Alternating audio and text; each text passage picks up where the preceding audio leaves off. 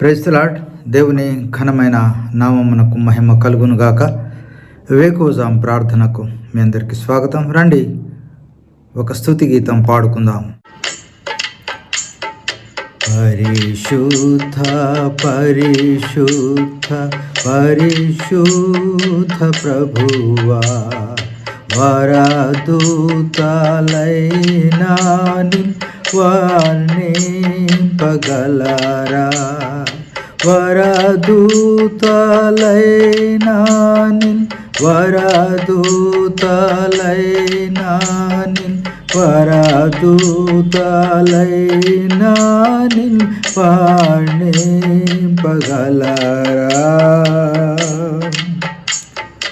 పరిశుద్ధ తనయుడ నరరూపధారుడ,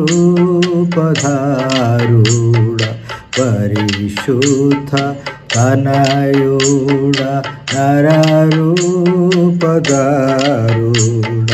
నరులను రక్షించు కరుణా సముద్ర, నరులను రక్షించు, నరులను రక్షించు, నరులను రక్షించు కరుణా సముద్ర. పరిశుద్ధ పరిశుద్ధ పరిశుద్ధ ప్రభువా, వరదూతలైనా వర్ణింపగలరా? వాక్యము చదువుకుందాము. 89వ కీర్తన 7వ వచనం. పరిశుద్ధ దూతల సభలో ఆయన మిక్కిలి భీకరుడు, తన చుట్టూ నున్న వారందరికంటే భయంకరుడు. ప్రియమైనటువంటి దేవుని పరిశుద్ధ జనమా, ఈ వేకువజామున దేవుడు మనకిచ్చినటువంటి ఈ కీర్తన ఎజ్రానీయుడైన ఏతాను వ్రాసినటువంటి కీర్తన. ఈ ఏతాను లేవీయుడు,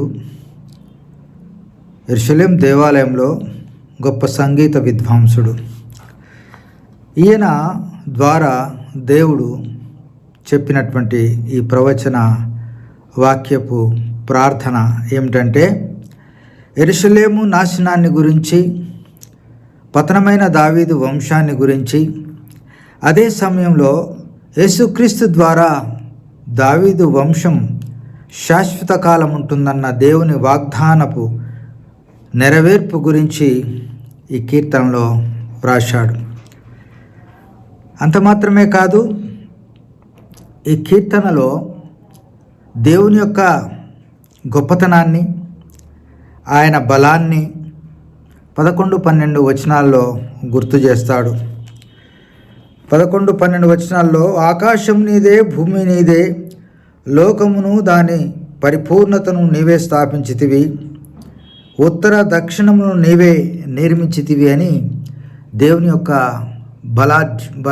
బలాన్ని, ఆయన యొక్క సృష్టిని, ఆయన యొక్క గొప్పతనాన్ని వివరిస్తూ వచ్చినట్లుగా మనము చూస్తూ ఉంటాం. 6వ వచనంలో కూడా ఏమన్నాడంటే, మింటను యెహోవాకు సాటి అయిన వాడెవడు, దైవపుత్రుల్లో యెహోవా వంటి వాడెవడు అని ప్రశ్న వేస్తూ ఉంటాడు. అంటే ఆయన దేవుని ఒక ఉన్నతమైనటువంటి వ్యక్తిగా, ఈ లోకంలో ఆయనకు సాటి అయిన వారు, పరలోకంలో ఆయనకు సాటి అయిన వారు ఎవరు లేరు. ఆయన భీకరుడు అని, ఆయన భయంకరుడు అని తెలియజేస్తూ దేవుని యొక్క గొప్పతనాన్ని వివరిస్తూ ఉన్నాడు ఏతాను గారు.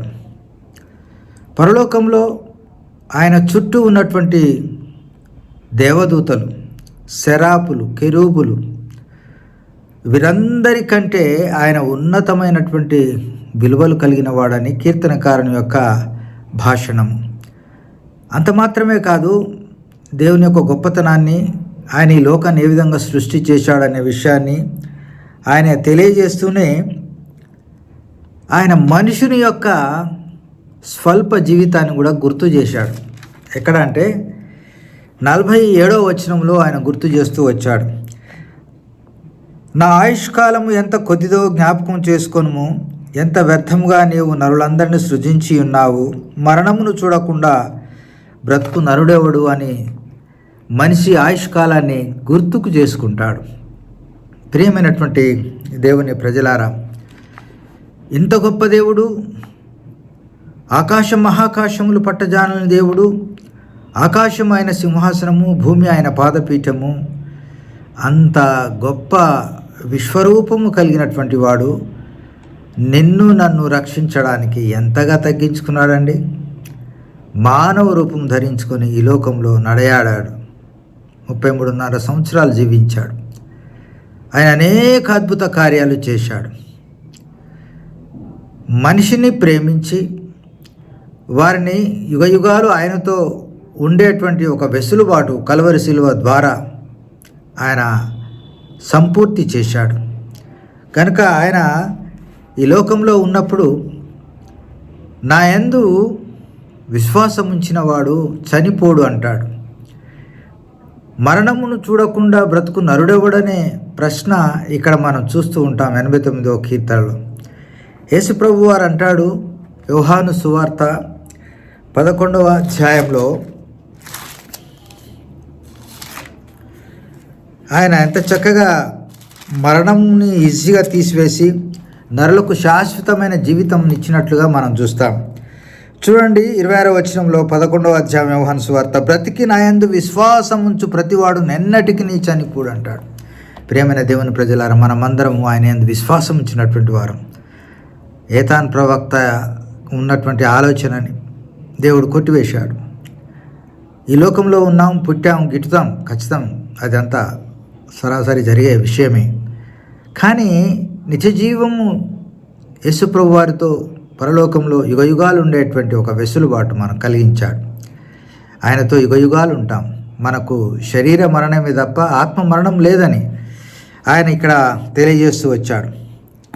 కనుక ఆయన యందు విశ్వాసం ఉంచినటువంటి మనము ఆయనతో యుగయుగాలు పరిశుద్ధులతో పరలోకంలో ఎంత ధన్యత కదా మనకు దేవుడిచ్చింది. అక్కడ శరాపులు, కెరూపులు, దేవదూతలందరూ ఆయన పరిశుద్ధుడు పరిశుద్ధుడు పరిశుద్ధుడు పరిశుద్ధుడు ఏకధాటిగా సమానము పరలోకము ప్రతిధ్వనించేలా ఆయన్ని పొగుడుతూ ఉన్నారు. ఏతాన్ ప్రవక్త కూడా ఆయన గొప్ప సంగతులన్నింటిని వివరిస్తూ వచ్చాడు.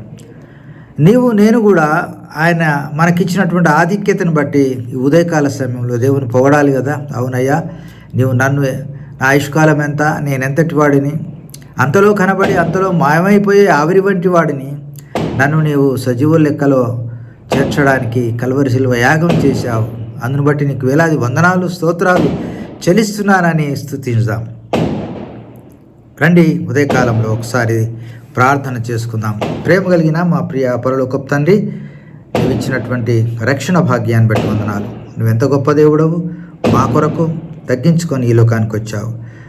మమ్మల్ని పాపముల నుంచి విడుదల చేసి పరిశుద్ధులుగా మార్చి, నీవు పరిశుద్ధులు కనుక మేము కూడా పరిశుద్ధులంగా ఉండాలని ఆ యొక్క నాయన బలియాగం చేసేందుకై వందనాలు, స్తోత్రాలు చెల్లిస్తూ మమ్మల్ని నడిపించమని, నీ కొరకు వాడుకోమని యేసయ్య అతి శ్రేష్టమైన నామమును స్తుతించి ప్రార్థించి అడిగి వేడుకొనుచున్నాం తండ్రి.